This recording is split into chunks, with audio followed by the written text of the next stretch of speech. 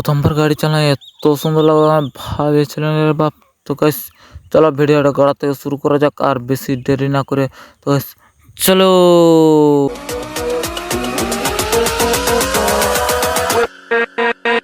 Good morning, আমি দেওয়া সিং আর আপনার আছেন দেওয়া সিং ব্লগ। তো আজকে সকাল সকাল এখন বেরিয়ে যেতে হবে কাজে, আর কাজে যাওয়ার জন্য গাড়ি আসছে, রোডে আসবে গাড়ি। তো ওই জন্যে গাড়ি আসছে আমার, অনেক দূর চলে যাবো ঝাড়খণ্ড যে স্যার আনতে। তো ওই জন্য আমি আগে বেরিয়ে থাকি, কারণ আসছে মানে আমি তো রোডে চাপবো না, গাড়ি আমার তো আর ঘর যাবে না। তো চলো আর যাওয়া যাক। আর এইখানে আমার বেড়া কী করছে কি জানি, আগুন পোয়া আছে গরমকালে, মানে আজকে মেঘলা তো ওই করে গরমকাল নাই মনে হয় আজকে। তো এই যে এখানে পুরা আগুন পোহাতা হয়। তো চলো গাড়ি আসুক আর আমরাও বেরোয় পড়ে, চলো। তো আসুক গাড়ি, তারপর যাবো। তো গাইজ আমি যেখানে বসেছিলি ওখান থেকে আর কিছু দূর যায় করে আমাকে দিন দিনছে গাড়ি চালাতে বলছে, এটুকু চালা, ভালোই লাগছে আমাকে চালাতে। তবে আর কি বলবো গাইজ, সেই লেভেলের পুরো ছুটছে না গাড়ি ঘের ঘের ঘের ঘের করে।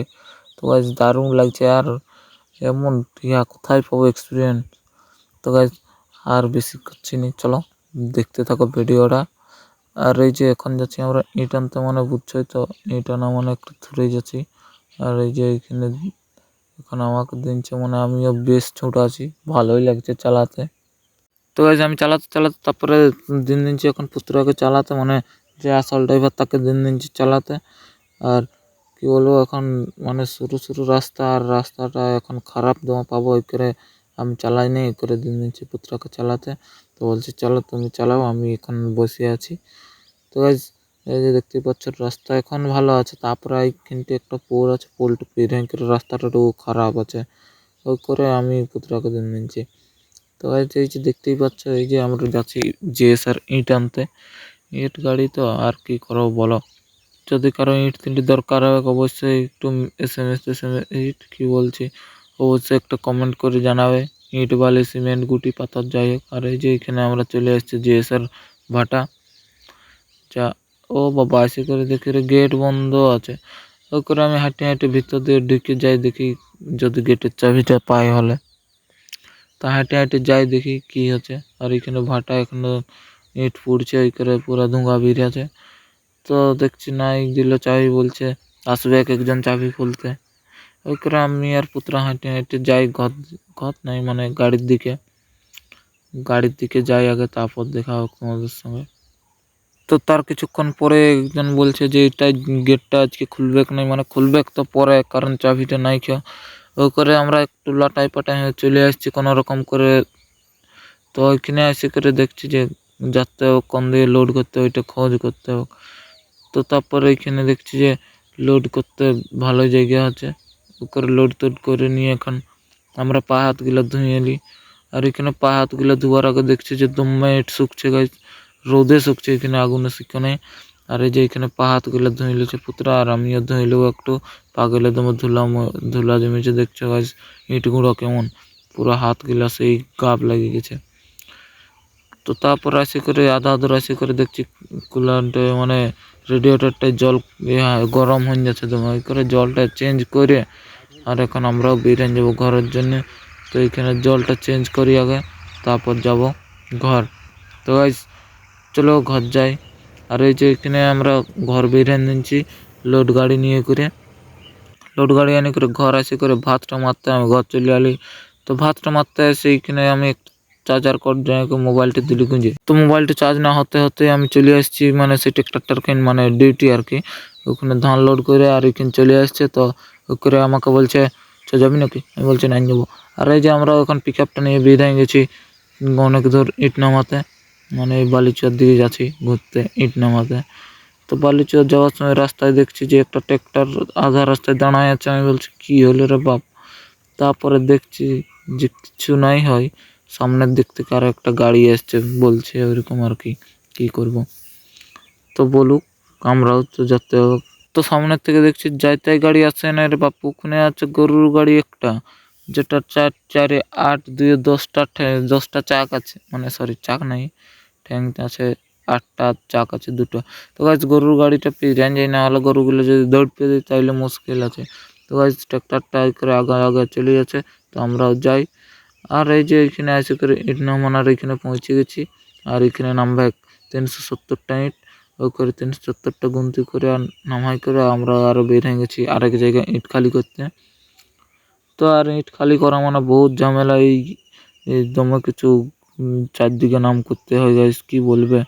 তো ওখানেও নামাই করে এই যে চারদিকে নামাই করে ইটটা খালি করে দিয়ে আমরা ওখানে ঘরের জন্য বেরিয়ে যাচ্ছি। আমরা বলছি চলো ঘর দিয়ে যাই, ঘর যায় যদি স্নান তিনান করি, তো না হলে যদি কোথাও আরও চলে তো যাবো, আর না হলে স্নান তিনান করে ঘর ওখানে মুখ তো মুছিয়ে করে ভালো করে আমরা এখন ঘরের জন্য বেরিয়ে যাবো আর কি।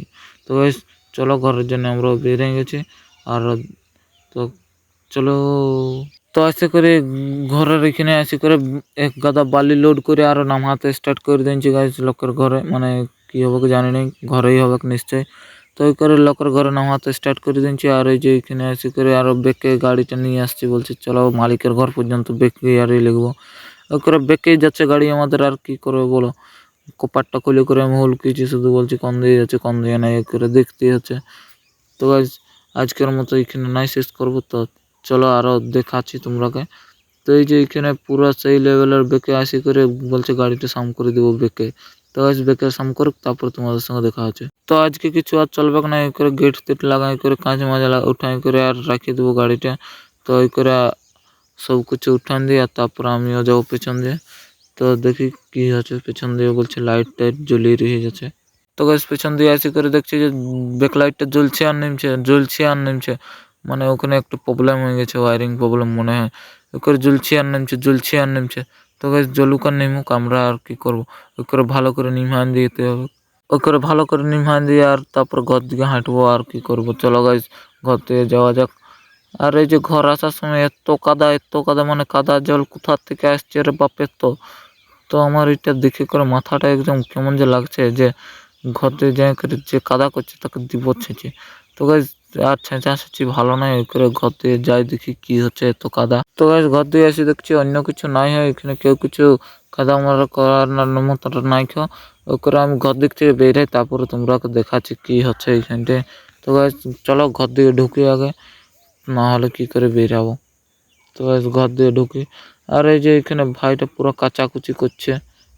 আর এই যে রুমটা ঢুকে করে টুকু থাকবো আর বেরিয়ে যাবো। তো গাইস রুম থেকে বেরিয়ে করে এই যে দেখতে পাচ্ছ এখানে একটা মানে টিউবওয়েল করা আছে, ওই করে এখানটায় দমে কাদা বেরিয়ে আছে, আর কি বলবো তোমরাকে। তো এত কাদায় আমি রাস্তা দিয়ে পেরিয়ে যাবো কি করে রে বাপ। তো ওই করে আর কি করবো, এখন জাম্প টাম্প করতে হলেও নিতে হবে আর কি।